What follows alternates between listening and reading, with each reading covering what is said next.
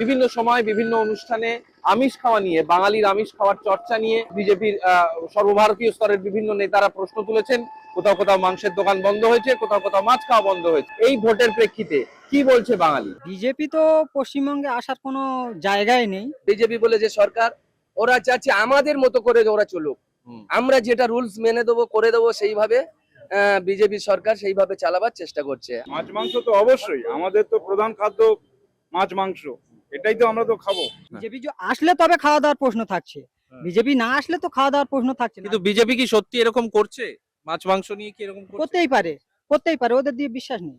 এই বিজেপি বলে যে সরকারটা আমরা পশ্চিমবাংলায় আসতে দেবো না কোনোদিন, আমরা সবাই মিলে বিজেপিকে আটকে দেবো। বিজেপি আমাদের পশ্চিমবাংলায় ওর কোনো স্থান নেই। জুলুম চাপিয়ে দেওয়া হচ্ছে। এগুলো তো আমাদের মাছ মাংস, আমরা কি পরবো, আমরা কি বিয়ে করব, পোশাক করব, এগুলো তো আমাদের নিজেদের উপরে নির্ভর। এগুলো তো বিজেপি এটা সম্পূর্ণ আমাদের উপরে প্রেসার প্রয়োগ করছে।